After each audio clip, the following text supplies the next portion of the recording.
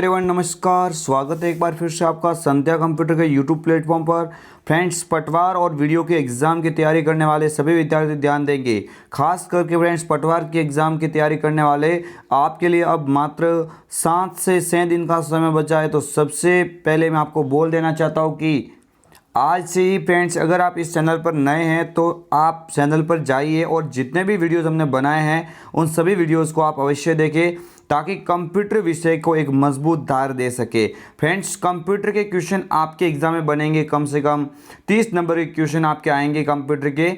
जो फ्रेंड्स जो हमने वीडियोज डाले हैं उनके अलावा आपको एक भी क्वेश्चन वहाँ पे देखने को नहीं मिलेगा। फ्रेंड्स, 100% दावा करते हैं। हमारे द्वारा एक और भी कल पर फ्रेंड्स अपलोड की जाएगी एक बहुत बड़ी क्लास, जिसके अंदर 200 क्वेश्चन को सॉल्व किया जाएगा। मेरे फ्रेंड्स, वो क्वेश्चन आप अवश्य देखना, ताकि एग्ज़ाम में कोई भी आपको वहाँ पे प्रॉब्लम ना हो। बढ़ते हैं पहले क्वेश्चन की ओर। उससे पहले मैं आपको बोल देता हूँ कि आज जो हमारा वीडियो है वो पूरी तरह से माइक्रोसॉफ्ट एक्सेल के बारे में है, जहाँ से 100% क्वेश्चन बनते हैं। आज का वीडियो ये आपके लिए काफ़ी ही महत्वपूर्ण होने वाला है। मेरे फ्रेंड्स, क्वेश्चन स्क्रीन के सामने आ चुका है। उससे पहले मैं आपको बोल देता हूँ, अगर आप इस चैनल पर नए हैं तो चैनल को सब्सक्राइब करके बेल आइकन को अवश्य क्लिक कीजिए, ताकि आने वाली जितनी भी नई नोटिफिकेशन हो उनका वीडियो उनकी जो नोटिफिकेशन सबसे पहले आप तक पहुँच सके।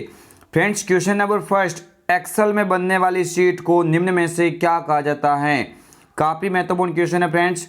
एक्सेल में बनने वाली शीट होती है उनको क्या कहा जाता है? डॉक्यूमेंट, स्प्रेडशीट, फाइल या प्रेजेंटेशन? फ्रेंड्स, आपको ध्यान देना है, इसका जो राइट आंसर हो जाएगा वो हो जाएगा मेरे फ्रेंड्स, क्या हो जाएगा? स्प्रेडशीट हो जाएगा। क्या हो जाएगा? स्प्रेडशीट यहाँ पे करेक्ट हो जाएगा। लेकिन आपको याद रखना है, अगर ये पूछा जाए तो ये फ्रेंड्स जो एमएस वर्ड होता है, क्या होता है? जो एमएस वर्ड होता है, एमएस वर्ड के अंदर जो बनने वाली जो फाइल होती है उसको डॉक्यूमेंट बोला जाएगा। जबकि प्रेजेंटेशन लिखा हुआ, तो प्रेजेंटेशन फ्रेंड्स किस में बनता है? तो आपको ध्यान देना, प्रेजेंटेशन किस में बनाया जाएगा? पावर पॉइंट के अंदर बनाया जाएगा। किस में? पावर पॉइंट के अंदर बनने वाली फाइल को प्रेजेंटेशन कहा जाता है। एमएस वर्ड के अंदर बनने वाली फाइल को स्प्रेडशीट कहा जाता है। और डॉक्यूमेंट कौन सी फाइल होती है? जो एमएस वर्ड के अंदर बनाई जाती है। मेरे फ्रेंड्स, काफ़ी महत्वपूर्ण है, आप ध्यान देना, आपके एग्जाम की दृष्टि से मोस्ट इंपॉर्टेंट है। और एक्सेल के क्वेश्चन आपके किसी भी कॉम्पिटिटिव एग्जाम में अवश्य बनते हैं। क्वेश्चन का विश्लेषण भी देख लेते हैं मेरे फ्रेंड्स, थोड़ा ध्यान देंगे। स्प्रेडशीट, आपको ध्यान देना है कि स्प्रेडशीट की बात हो रही है तो आपको इतना याद रखना है कि एक्सेल में जो आप फाइल बनाते हैं, यानी एक्सेल में बनने वाली जो शीट होती है ना, उसी को फ्रेंड्स क्या बोलते हैं? स्प्रेडशीट कहा जाता है। और फ्रेंड्स, डॉक्यूमेंट का भी मैंने बोला तो एमएस वर्ड होता है। एमएस वर्ड के अंदर जो फाइल तैयार की जाती है, उसी फ्रेंड्स तैयार की हुई फाइल को, एमएस वर्ड की फाइल को क्या बोलते हैं? डॉक्यूमेंट कहा जाता है। क्या कहेंगे उसको? डॉक्यूमेंट कहेंगे। आपको ये भी याद रखना है, एमएस एक्सेल 2010 में अगर आप शिफ्ट के साथ में F3 दबाते हैं, किसमें friends? MS Excel, Microsoft Excel के अंदर अगर आप शिफ्ट के साथ में F3 दबाते हो तो फ्रेंड्स ये क्या कार्य करेगा वहाँ पे? आपको याद रखना है कि जो आप अगर न्यू शीट जोड़ना चाहते हैं, यानी माइक्रोसॉफ्ट एक्सेल में डिफ़ॉल्ट रूप से 3 शीट तो होती है। डिफ़ॉल्ट रूप से कितनी शीट होती है? 3 शीट होती है। बल्कि अगर उसके अलावा भी आप न्यूज़ और भी शीट डालना चाहते हैं तो आप न्यूज़ शीट डालने के लिए क्या उपयोग करेंगे? शिफ्ट के साथ में F3 बटन का उपयोग करेंगे। स्क्रीन के सामने सेकंड क्वेश्चन फ्रेंड्स, मैं सभी विद्यार्थियों को यहाँ पे बोलना चाहता हूँ कि सभी के सभी जो भी स्टूडेंट रेगुलर वे से हमारे साथ में जुड़ते हैं उनको तो फ्रेंड्स यहाँ पे ये वीडियो पूरी तरह से देखना है, उनको मालूम है, एंड तक आपको देखना है और उसका विश्लेषण भी समझना है। लेकिन फ्रेंड्स, इस वीडियोस को अगर नया स्टूडेंट कोई देख रहा है तो आप इस चैनल को सब्सक्राइब कीजिए और इसके प्लेलिस्ट के अंदर जाइए, जहाँ पे आपको एक प्लेलिस्ट दिखेगी आपको। पटवार और ग्राम सेवक के लिए महत्वपूर्ण कंप्यूटर जो वीडियोज़ मैंने डाले हैं 13 से 14 फ्रेंड्स, एक बार उनको अगर आप देख लेंगे ना तो फ्रेंड्स आपका सारा का सारा डाउट ही क्लियर हो जाएगा। मीन्स 30 नंबर पर पूरी तरह से आप कब्जा कर सकते हैं पटवार एग्जाम के अंदर। एमएस एक्सेल 2010 में बात हो रही है फ्रेंड्स, वापस एमएस एक्सेल, यानी पूरा टॉपिक ही आज किसके बारे में? माइक्रोसॉफ्ट एक्सेल के बारे में है। एमएस एक्सेल 2010 में किसी भी वर्कशीट का नाम मैक्सिमम कितने कैरेक्टर में हो सकता है? फ्रेंड्स, काफ़ी महत्वपूर्ण है, अति महत्वपूर्ण क्वेश्चन फ्रेंड्स, आप हमेशा याद रखना ये फ्रेंड्स आपके एग्जाम की दृष्टि से काफ़ी महत्वपूर्ण है, क्वेश्चन एकदम इम्पोर्टेंट है फ्रेंड्स मेरे, याद रखेंगे। यहाँ पे जो कैरेक्टर होता है फ्रेंड्स, मैक्सिमम जो वर्कशीट का नाम आप रख सकते हो ना, वो कितने कैरेक्टर तक रख सकते हो उसका नाम, तो आप इतना याद रखना कि उसमें मैक्सिमम कितने कैरेक्टर तक नाम हो सकता है, 31 तक, यानी 31 तक आप फ्रेंड्स क्या कर सकते हैं, उस वर्कशीट का नाम रख सकते हैं। आगे देखते लेते हैं इस क्वेश्चन का विश्लेषण फ्रेंड्स, काफ़ी इंपॉर्टेंट है आपके एग्जाम की दृष्टि से। MS एक्सेल 2010 में किसी भी वर्कशीट का नाम मैक्सिमम 31 कैरेक्टर तक हो सकता है, मैक्सिमम 31 यानी 31 कैरेक्टर तक हो सकता है। MS एक्सेल में किसी फॉर्मूले की शुरुआत होती है वो बराबर से होती है। माइक्रोसॉफ्ट एक्सेल में किसी भी फॉर्मूले की शुरुआत होगी वो किससे होगी, इक्वल टू से होगी, बराबर से होगी। एक टेक्स्ट फील्ड में आप 255 कैरेक्टर को एंटर कर सकते हैं। महत्वपूर्ण क्वेश्चन है फ्रेंड्स। अगर आपको पूछा जाता है कि मैक्सिमम कितने कैरेक्टर तक किसी फाइल का नाम, शीट का नाम रख सकते हैं आप, 31। अगर आपको क्वेश्चन पूछा जाए कि किसी भी एक्सेल में फॉर्मूले को शुरुआत करने से पहले आपको कौन सा सिंबल लगाना पड़ता है, तो इक्वल टू। एक आपको ये पूछा जाए कि एक टेक्स्ट फील्ड में आप 255 कैरेक्टर तक एंटर कर सकते हो, तो ये भी आप लाइन याद रखना, आपके एग्जाम की दृष्टि से काफ़ी महत्वपूर्ण है। आगे देख लेते हैं नेक्स्ट क्वेश्चन मेरे फ्रेंड्स, थोड़ा ध्यान देना, क्वेश्चन आज आपके लिए काफ़ी महत्वपूर्ण है। माइक्रोसॉफ्ट एक्सेल से बनने वाले जो भी इंपॉर्टेंट क्वेश्चन होंगे सारे के सारे आपको यहाँ पे सॉल्व करवाए जाएंगे। MS एक्सेल 2010 की वर्कशीट में कितने रो और कॉलम होते हैं, मोस्ट इंपॉर्टेंट क्वेश्चन है फ्रेंड्स। ये क्वेश्चन कई बार एग्जाम में बना हुआ है कि माइक्रोसॉफ्ट एक्सेल में रो और कॉलम की संख्या कितनी होती है। पहली बात फ्रेंड्स आपको याद रखना है कि जो शीट के अंदर जो ऐसे लाइनें होती है, ये जो इस तरह से लाइनें होती है, इनको फ्रेंड्स कहा जाएगा रो कहा जाएगा, जबकि ये वाले होते हैं ना, ये इनको हम क्या बोलेंगे, कॉलम बोलेंगे। यानी जो एक शीट होती है वो रो और कॉलम से बनती है, यानी रो तो फ्रेंड्स इस तरह से होती है और कॉलम फ्रेंड्स इस तरह से होते हैं। यानी आपको याद रखना है कि इसमें जो रो की संख्या कभी पूछी जाए तो आपको याद रखना है 10,48,576 तो होते हैं रो, जबकि 16,384 होते हैं कॉलम। यानी ये काफ़ी महत्वपूर्ण है, आपके एग्जाम में कई बार पूछा गया ये क्वेश्चन कि माइक्रोसॉफ्ट एक्सेल में रो और कॉलम की संख्या कितनी होती है, तो एक शीट के अंदर रो तो होती है मेरे फ्रेंड्स 10,48,576, जबकि कॉलम कितने होते हैं, 16,384 होते हैं। मीन्स आपको याद रखना है यहाँ पे जो राइट आंसर हो जाएगा वो हो जाएगा ऑप्शन नंबर ए। आगे वाला क्वेश्चन, तब उससे पहले विश्लेषण देख लेते फ्रेंड्स। वैसे तो मैंने आपको बोल दिया है लेकिन एक बार और समझ लीजिए। MS एक्सेल 2010 की एक वर्कशीट होती है, उस वर्कशीट में रो की संख्या कितनी होती है, 10,48,576, जबकि कॉलम की संख्या अगर पूछी जाए तो कॉलम की संख्या कितनी होती है, तो आप याद रखना 16,384 क्या होते हैं, कॉलम्स होते हैं। क्या होते हैं, कॉलम होते हैं। आगे वाला क्वेश्चन देख लेते हैं, आपकी स्क्रीन के सामने है, सभी विद्यार्थी ध्यान देंगे। एक्सेल में चार्ट बनाते समय किसी विशेष सूचना को मुख्य रूप से दर्शाने के लिए किसका प्रयोग किया जाता है, एरिया, डेटा लेबल, शीट का नाम या ग्रिड लाइन। एक्सेल चार्ट में किसी विशेष सूचना को मुख्य रूप से दर्शाने के लिए फ्रेंड्स कई बार मैंने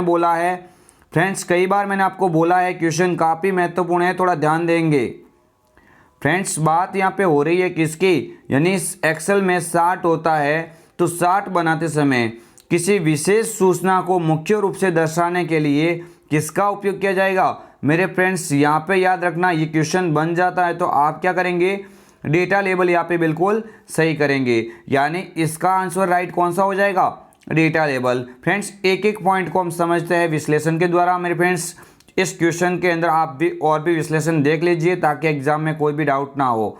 फ्रेंड्स याद रखना है डेटा लेबल होता क्या है, तो एक्सेल में चार्ट बनाते समय किसी विशेष सूचना को जो मुख्य रूप से दर्शाने का कार्य करता है वो कौन करता है, डेटा लेबल करता है। माइक्रोसॉफ्ट एक्सेल में चार्ट बनाते समय किसी विशेष सूचना को मुख्य रूप से दर्शाना है तो आप डेटा लेबल का उपयोग करेंगे। इसके अलावा आपको याद रखना है एरिया। तो आपको इतना याद रखना है कि एरिया होता है यह समय के साथ परिवर्तन एवं इन परिवर्तनों के योग दोनों को बताता है। महत्वपूर्ण क्वेश्चन है फ्रेंड, एरिया चार्ट। क्या बात हो रही है? एरिया। तो एरिया फ्रेंड्स एक चार्ट का प्रकार है और ये चार्ट क्या कार्य करता है? तो यह समय के साथ परिवर्तन एवं इन परिवर्तनों के योग दोनों को बताता है। क्वेश्चन काफी महत्वपूर्ण बन सकता है यहाँ से कि माइक्रोसॉफ्ट एक्सेल में वह कौन सा चार्ट का प्रकार है जो समय के साथ परिवर्तन एवं इन परिवर्तनों के योग दोनों को बताने का कार्य करता है। तो आप वहां पे याद रखना एरिया चार्ट। बात की जाए ग्रिड लाइन की, तो मेरे फ्रेंड्स ग्रिड लाइन ये भी काफी महत्वपूर्ण है। प्लॉट एरिया होता है, प्लॉट एरिया में दिखाई देने वाली जो हॉरिजेंटली लाइन होती है ना, जो ये 60 होता है ना, ये 60 होता है। इसी 60 के जो पीछे देखो ये 60 बन गया है मान के चलो, इसी 60 के पीछे जो यहाँ पे ये लाइनें दिखाई देती है पीछे की ओर, इन्हीं लाइनों को क्या कहा जाता है? Grid line. मीन्स आपके एग्जाम में क्वेश्चन बने तो कैसे याद रखेंगे कि प्लॉट एरिया में यानी 60 होता है, 60 के प्लॉट एरिया में दिखाई देने वाली जो हॉरिजेंटली लाइन होती है, कौन सी लाइन होती है? हॉरिजेंटली लाइन होती है, उनको क्या कहा जाता है? ग्रिड लाइन कहा जाता है। आगे वाला क्वेश्चन आपकी स्क्रीन के सामने, सभी विद्यार्थी ध्यान देंगे। सेल के चारों ओर एक काले रंग की सीमा, सेल के चारों ओर एक काले रंग की सीमा सेल को क्या संकेत करती हैं? काफी महत्वपूर्ण क्वेश्चन है फ्रेंड्स, एग्जाम में कई बार ये पूछा गया है। माइक्रोसॉफ्ट एक्सेल का क्वेश्चन है।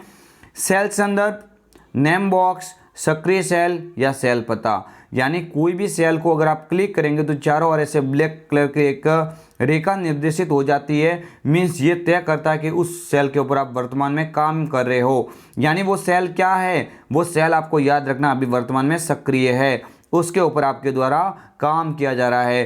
तो यहाँ पे जो राइट आंसर हो जाएगा कि एक सेल के चारों ओर काले रंग की सीमा सेल को क्या संकेत करती है? मीन्स वो सक्रिय सेल है, यानी वो सेल वर्तमान में काम में ली जा रही है। देख लेते हैं और भी अन्य क्वेश्चन यहाँ पे विश्लेषण, आप थोड़ा ध्यान देना, काफी महत्वपूर्ण क्वेश्चन बनेगा यहाँ से। आप इतना याद रखना, सेल के चारों ओर एक काले रंग की सीमा होती है जिनको क्या कहा जाता है? सक्रिय सेल कहा जाता है। यानी जिस सेल को आप क्लिक करेंगे तो चारों ओर से ब्लैक कलर में यहाँ पर काले रंग की सीमा बन जाएगी।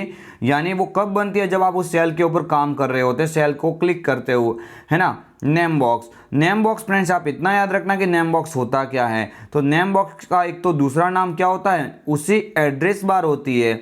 माइक्रोसॉफ्ट एक्सेल के अंदर जो एड्रेस बार होती है ना, उसी एड्रेस बार को क्या कहा जाता है? नेम बॉक्स कहा जाता है। और इसमें होता क्या है? तो जिस सेल के ऊपर आप कार्य कर रहे हो, जिस सेल के ऊपर आप कार्य कर रहे हैं, उस सेल का नाम बताने का कार्य कौन करता है? Name box. सेल का नाम बताने की वजह से उसका उस बॉक्स का नाम ही क्या होता है? नेम बॉक्स होता है। और सेल का पता होने की वजह से आपको याद रखना इसको एड्रेस बार भी कहा जाता है। इसमें सेल का नाम दर्शाया जाता है। नेम बॉक्स में क्या किया जाता है? जो सेल होती है उसका नाम दर्शाया जाता है।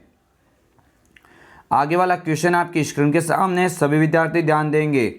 MS एक्सेल 2010 में बाय डिफ़ॉल्ट कितनी सीट होती है? अभी मैंने बोला था 1, 3, 2 या 4। तो मेरे फ्रेंड्स इतना याद रखना कि जो भी माइक्रोसॉफ्ट एक्सेल होती है फाइल, उसमें जो डिफ़ॉल्ट जो सीट आपको दिखाई देती है पहले से, वो कितनी होती है? 3 होती है। कितनी होती है? 3 सीट डिफ़ॉल्ट होती है। इतना आप याद रखना, काफ़ी महत्वपूर्ण है। आप फ्रेंड्स देख लो, इस क्वेश्चन का विश्लेषण एक्चुअली बताने की आवश्यकता नहीं है, मैंने ऑलरेडी यहाँ पे बोल दिया है। क्वेश्चन नंबर 7 सीधा देख लीजिए। एक दस्तावेज के सभी सामग्री को चयनित करने के लिए किस कुंजी का प्रयोग किया जाता है? यानी कोई दस्तावेज है, उस दस्तावेज के सभी सामग्री को चयनित करने के लिए किस कुंजी का प्रयोग होता है? Control A, control B, control Z या फिर आपको ध्यान रखना है कंट्रोल U। तो मेरे फ्रेंड्स इतना याद रखना, सभी को सिलेक्ट मीन्स बात हो रही है ऑल सिलेक्ट की। किसकी बात हो रही है? ऑल सिलेक्ट की बात हो रही है। और ऑल सिलेक्ट की जो शॉर्टकट कुंजी होती है वो होती है मेरे फ्रेंड्स कंट्रोल A होती है। क्या होती है? कंट्रोल A होती है। इतना याद रखना मेरे फ्रेंड्स। कंट्रोल B होती है, ये तो किसकी होती है? ये बोल्ड की होती है। बोल्ड मीन्स एक फॉन्ट स्टाइल का प्रकार है जिसमें अक्षरों को गहरा किया जाता है। कंट्रोल Z होता है। कंट्रोल जेड का मीन्स आपको याद रखना है ये होता है अंडू, और अंडू का मतलब होता है कि डॉक्यूमेंट में अंतिम परिवर्तन होता है उनको निष्क्रिय करता है। जबकि कंट्रोल यू होता है ये अंडरलाइन होता है, अंडरलाइन नीचे की ओर रेखा खींचने के लिए कंट्रोल यू का उपयोग किया जाता है। मीन्स यहाँ पे पूरे को सिलेक्ट करने की बात हो रही है, तो यहाँ पे आपको याद रखना है कंट्रोल ए इसका सही आंसर माना जाएगा। आगे वाला देख लेते हैं इस क्वेश्चन का विश्लेषण। सभी के सभी शॉर्टकट कुंजी मैंने आपके सामने बता दी है, देख लेते हैं फ्रेंड्स। और भी कंट्रोल ए तो दस्तावेज के सभी सामग्री को एक साथ सिलेक्ट करने की एक कुंजी है, तो उसके लिए आप उपयोग करेंगे कंट्रोल ए को। किसको उपयोग करेंगे? कंट्रोल ए का मतलब ये होता है ऑल सेलेक्ट, ऑल सेलेक्ट करने की शॉर्टकट कुंजी है कंट्रोल ए। कंट्रोल बी का आपको याद रखना है ये एक टेक्स्ट को बोल्ड करने के लिए इस कुंजी का प्रयोग किया जाता है। ये किसका प्रकार है? तो आपको याद रखना है फॉन्ट स्टाइल का प्रकार है। किसका प्रकार है? तो आप याद रखना फॉन्ट स्टाइल का प्रकार है। कंट्रोल जेड, कंट्रोल जेड अंतिम परिवर्तन को वापस लाने के लिए इस कुंजी का प्रयोग किया जाता है।